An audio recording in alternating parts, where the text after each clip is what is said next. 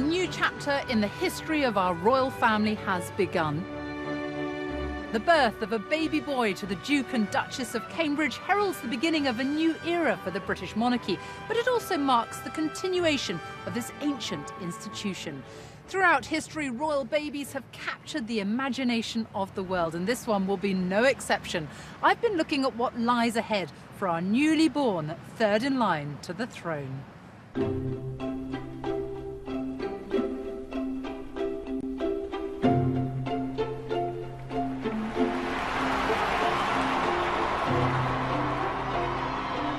From the moment Kate Middleton walked down the aisle here at Westminster Abbey 2 years ago, there was huge speculation about when the young couple would have their first baby. And then the news broke, albeit not in the way they had planned it. Kate, how are you feeling? How are you feeling? Kate was in the early stages of pregnancy and hospitalised with severe morning sickness. The story instantly exploded around the world. Future Queen Kate Middleton expecting her first child. Kate Middletoniga. William und Kate erwarten ein Kind. The reaction to the news was just a taste of things to come. This tiny baby has begun its life, as it will continue, in the full glare of the media spotlight. Looking at the swarms of cameras around the palace or the hospital or whatever, you might think media interest has increased. In fact, in the scale of the times, royal babies have fascinated every generation in their different ways.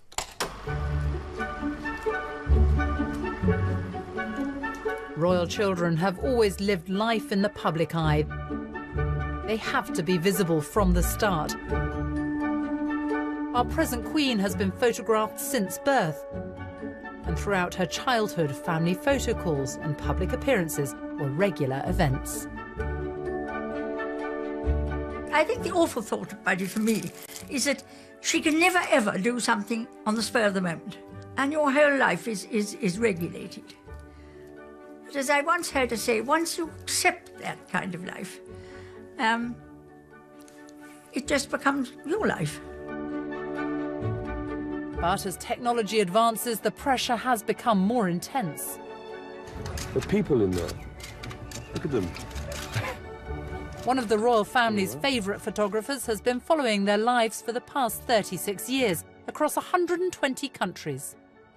When you look at the way the media is now and the access people have to pictures, images, the internet, how much difference will that make, do you think, when this baby is born compared to generations past?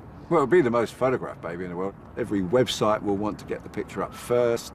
It will be a massive competition. Then it was rewind my film and go back to the office and develop the film. Now, instantly, it'll be going around the world. And that's the way it is now. But lasting images, archival pictures, there will always be, however quickly you get it onto your website or into your newspaper or onto the TV screen, that won't matter. That picture will be in the archive at Windsor Castle forever, and that's the important thing. Kate and William are seen as the modern face of the royal family. Despite their immense privilege, their life together has been much closer to the experience of normal couples than it was for previous generations of royals. But there is no getting away from the fact that their child's life will be far from ordinary. We all wonder what our children will become when they grow up, but for Kate and William's baby, there is no choice. His destiny is to become our king, sovereign of Great Britain and Northern Ireland, the supreme governor of the Church of England, the head of the Commonwealth of 54 nations, and the head of state in 16 countries. It's a future that can weigh heavily on young shoulders. Like many royals, Prince William had a break from the pressures of royal duty while he was at school and university. But after his graduation, he had to face the realities of life as heir to the throne. I think there have been many, many years that he's struggled with his destiny, with that ultimate knowledge that he will be the future king of the United Kingdom. But I think ultimately he has accepted it, and William's going to be in a very unique position in terms of guiding, advising, and helping his child overcome some of the hurdles that, of course, he himself had to overcome.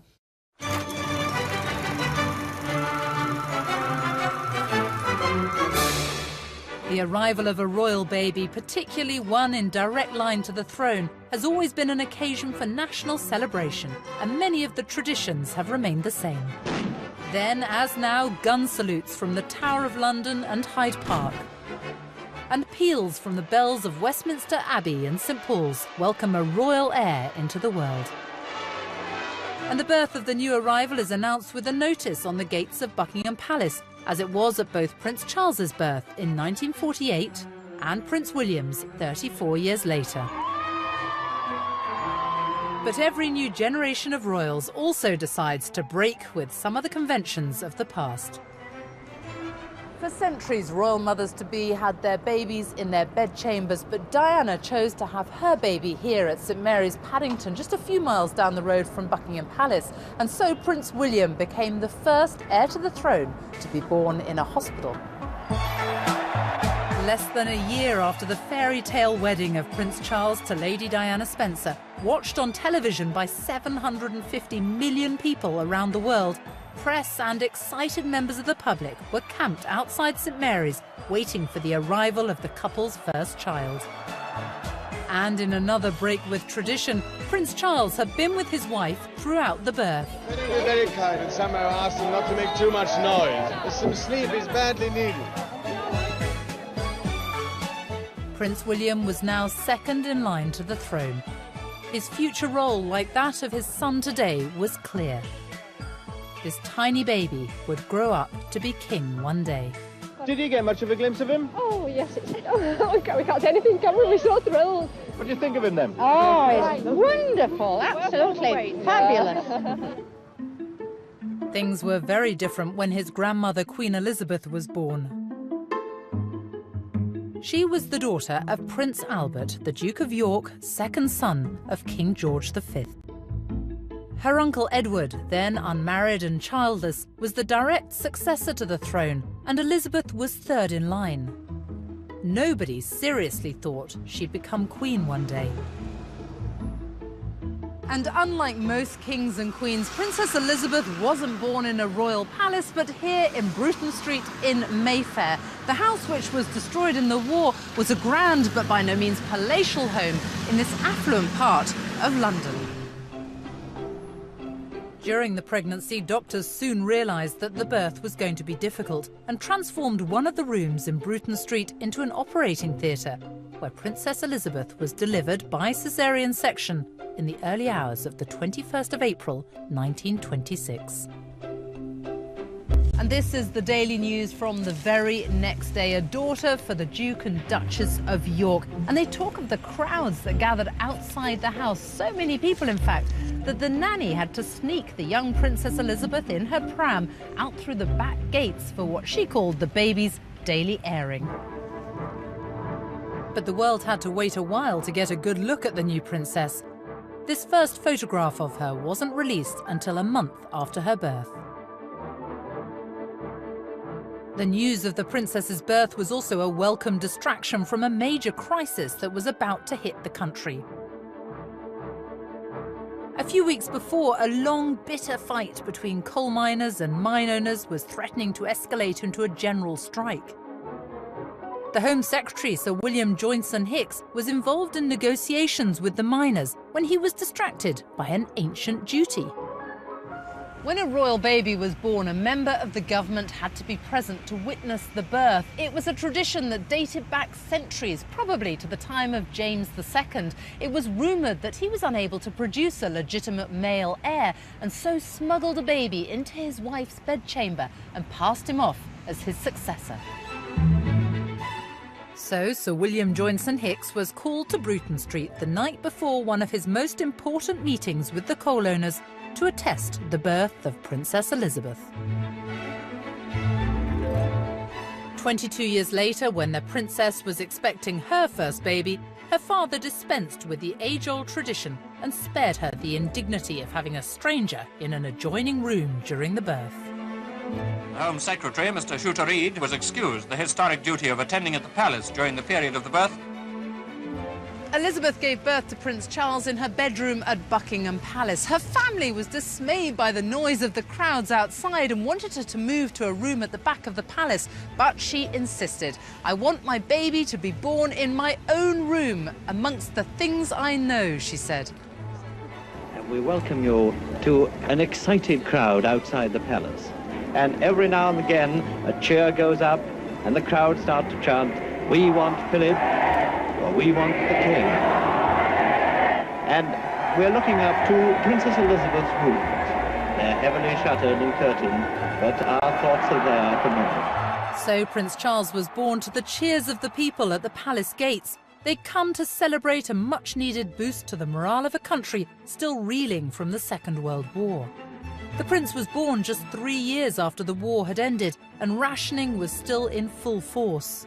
His mother announced that a food parcel would be sent to every baby who shared his birthday, and a special department of typists had to be created to cope with letters and presents flooding in from around the world to the as-yet nameless baby prince. An early visitor to the palace is the Caxton Hall Registrar of Births, Mr. John Stanley Clare. He shares a royal secret, the Christian names of the baby prince. Royal babies' names have always been the subject of much speculation, and in the months leading up to the birth, thousands of people had a flutter on what Kate and William might pick. But how do you go about choosing a name for a future king? Choosing a name for your own child is hard enough, but when you've got to choose the name for the heir to the throne, what a task. What is the protocol, though, for a royal baby? The protocol for a royal baby is slightly different to the rest of us. They have to talk about it with the senior royals, so the Queen will usually have to approve the name. That's traditionally what's happened. And also the thing is about the royals, they have more names than you and me. I've got 2 first names, but most royals have about 4, possibly 5, and that's so they can make a good choice of which name to choose when they become king. So, for example, Albert here, he was always Prince Bertie, and when he did come to the throne after his brother abdicated, he chose to use one of his middle names and become George VI to evoke the fact his father was George V, to really give the impression of a continuous line of succession. They've got plenty of names to choose from. Where do you think they might draw their inspiration? Plenty of names for the boy. We've seen George over and over again for royal men throughout history, and George V, George VI, the Queen's beloved father.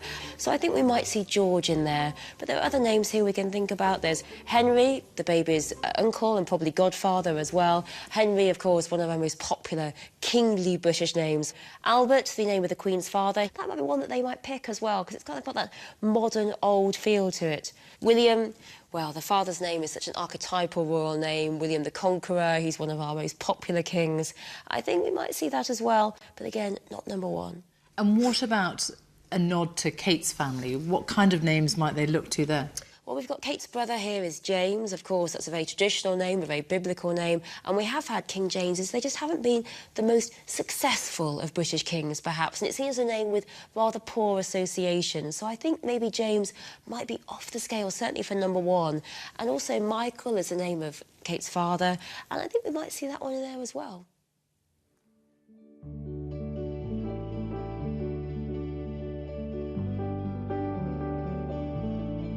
Once a royal baby has been named, it's soon time for their first official engagement, the christening. The christening service itself is private and usually performed by the Archbishop of Canterbury. It paves the way for the baby's future role as defender of the faith and head of the Church of England. It's a ceremonial occasion, the first of many for this new royal heir. And like so many royal ceremonies, it comes with its own family traditions. One of them is the christening robe, commissioned by Queen Victoria for her firstborn in 1841. It's been worn by every royal baby since then, including Queen Elizabeth, Prince Charles, and Prince William, who needed a little bit of comfort during the customary photo call. But if tradition is what the royal family stands for, the birth of this royal baby coincides with one of the most radical breaks in the history of our monarchy, an end to the law of primogeniture that favours male over female heirs and has determined the succession to the throne for centuries. If the royal baby had been a little girl, it would have marked a huge moment in history. For the first time, a princess would have been born who was destined from birth to be queen, whether or not she had a brother later on. But Kate and William have had a little boy, which means we'll have to wait many years yet to see the effect of the new law of succession.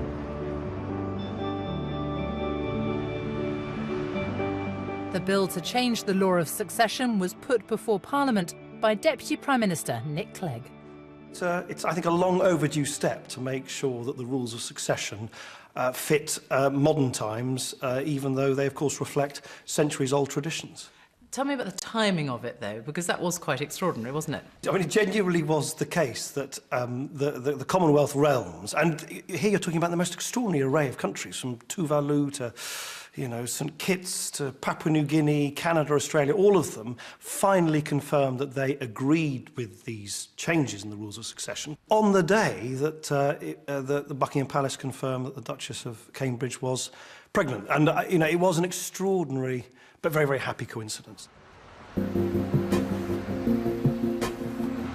After 3 years of living in a remote corner of Wales, it looks like Kate and William have been drawn back to the excitement of London life and to a place where William spent much of his childhood.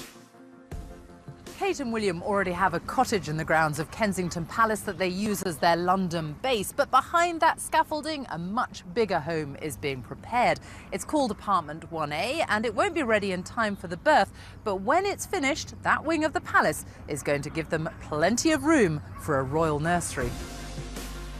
In the 60s, Apartment 1A became the venue for society parties, with guests like Noel Coward, the Beatles and the Rolling Stones, when Princess Margaret and Lord Snowdon lived there with their 2 children. It had a pedigree of royal residence before that, but it's probably most famous as the home of Princess Diana and the place where Prince William and Harry grew up. Tell me about the history of Kensington Palace. How important has it been over the centuries? Well, Kensington is very special because it's witnessed almost 400 years of continuous royal occupation. It's very much a living palace as well as a visitor attraction. It was built by William and Mary towards the end of the 17th century, and since then has witnessed some of the most important events in our royal history, and particularly when it comes to royal births. And the most famous being Queen Victoria, who was born here in 1819 and spent most of her childhood at Kensington under the very strict regime of her mother. And most of Victoria's major life events happened at Kensington. It's where she first clapped eyes on Albert. What is it, do you think, that draws so many royals to make this their home? Well, it's quite a nice location, isn't it? But it's also an amazing palace, an amazing space to be. And I think the fact that it does offer the privacy as well as the public side and the history that you get in these amazing rooms. This royal baby's upbringing at Kensington Palace certainly won't be as strict as the young Victoria's. What kind of parents do you think William and Kate are going to be? I think if you look at their own childhoods and how they were raised, I think it will be very hands-on. Diana, of course, was especially hands-on with William and Harry, but so was the Prince of Wales, and he was there as much as his career allowed him to be, to do all of those normal things. Catherine's parents, Carol and Michael, also very, very hands-on parents as well. So I think they will take leaves out of their own parents' books and apply that to their own baby. But they're going to need a support network in place. Now, that may very well be family and friends, but I think it's also going to have to extend to nursery staff and nannies, and it may not be what they would ideally want, but I think there's very little choice about things like that. They're going to have an infrastructure in place to support them so that they can continue with their day jobs.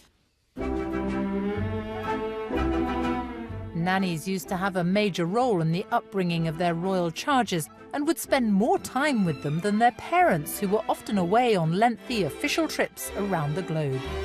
There was a lovely lady called Arla, who was actually my nanny. And she was taken away from me when I was about 10 months old to go and look after a beautiful new princess.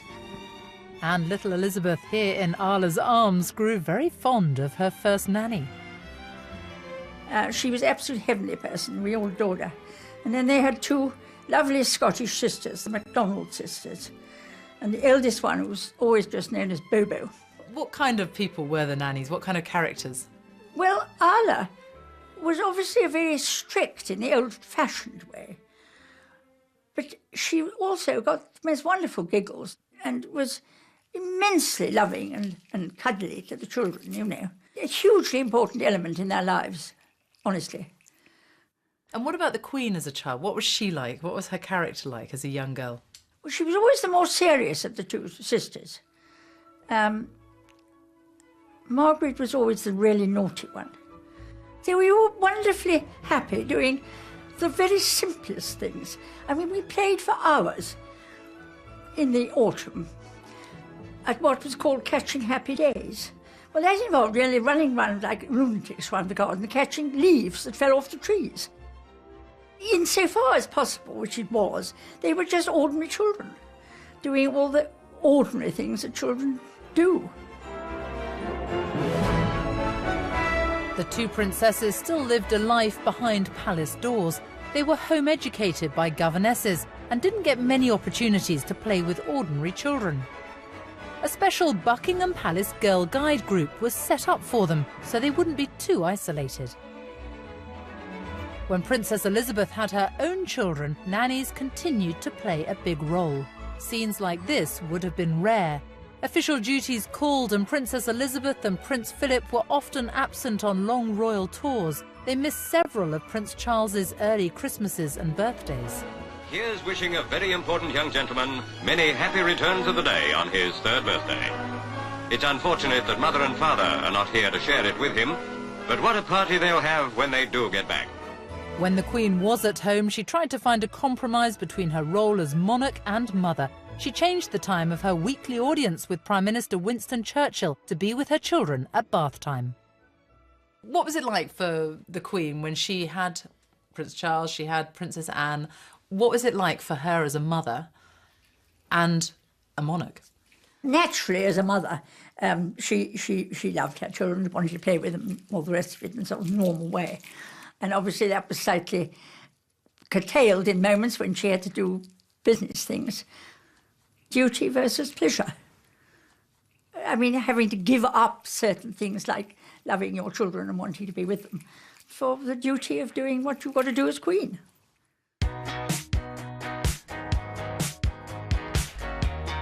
By the time Prince William was born, things had changed. Diana and Charles wanted to give their children as normal a childhood as possible and didn't want to be distant parents. So when they went on their first official tour after having William, they took the 10-month-old baby with them to Australia and New Zealand, much to the delight of the world's press.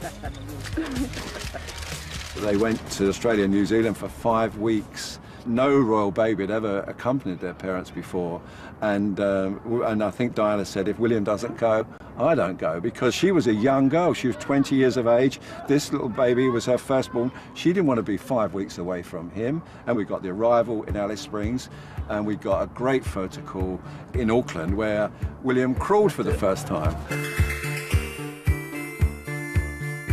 But this new relaxed royal family wasn't always met with public approval. Well, Diana got a hard time because the boys were photographed, for example, that time famously at Thorpe Park. But I think both Charles and Diana's thinking was that that was a small price to pay for that bite of normal life and excitement and just being able to go and do what their friends did. OK, there'd be pictures, but they were happy pictures of happy times. And was that really such a bad thing? I think it's a small price to pay. There's no doubt that Diana changed the mould of royal upbringing in many ways. But let's not forget that Prince Charles was just as much involved. He, after all, was the parent who had the experience of being a young royal growing up. He wanted them brought up in a softer, more human, less formal way than had been the case for himself and Princess Anne. Prince William was also the first heir to the throne to attend a public nursery school, Mrs. Minor's in Notting Hill, just up the road from Kensington Palace. Prince William came here when he was 3. He arrived with his parents on his first day, a small boy taking a big step in life, an intimate family moment, but the world was watching. A year later, the press were there again when he started at Wetherby Prep School, around the corner from Mrs. Minor's. Harry joined him here, and Diana famously took part in the mother's race on Sports Day.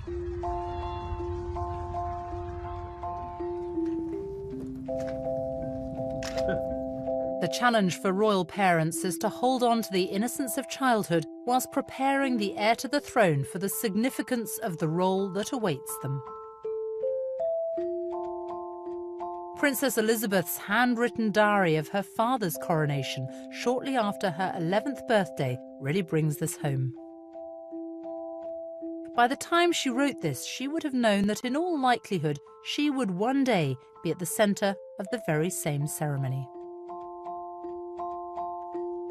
Then came Papa, looking very beautiful in a crimson robe and the cap of state. I thought it all very, very wonderful, and I expect the Abbey did too. At the end, the service got rather boring, as it was all prayers.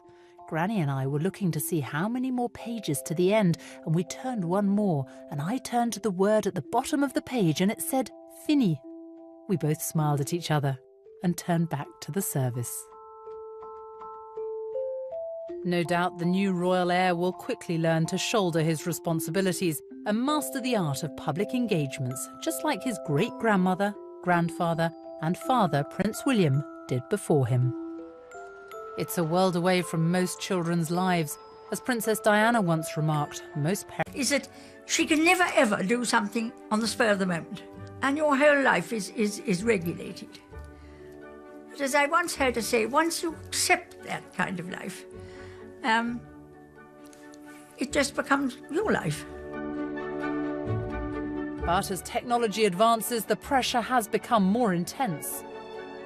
The people in there, look at them.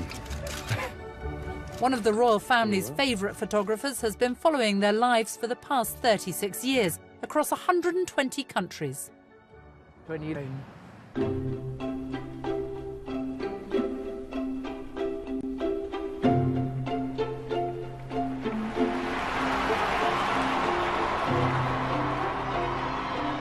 From the moment Kate Middleton walked down the aisle here at Westminster Abbey 2 years ago, there was huge speculation about when the young couple would have their first baby.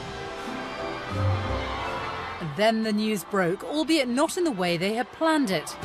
Kate, how are you feeling? How are you feeling? Kate was in the early stages of pregnancy and hospitalised. In the scale of the times, royal babies have fascinated every generation in their different ways.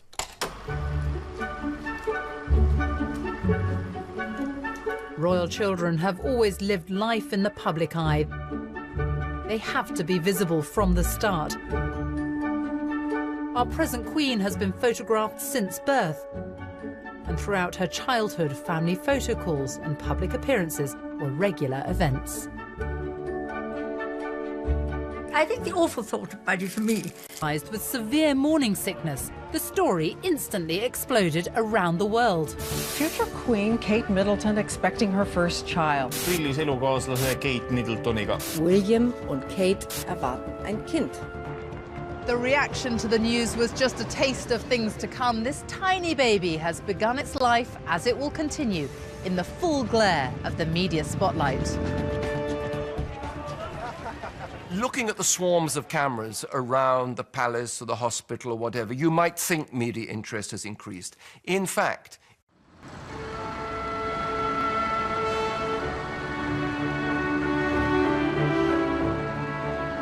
a new chapter in the history of our royal family has begun.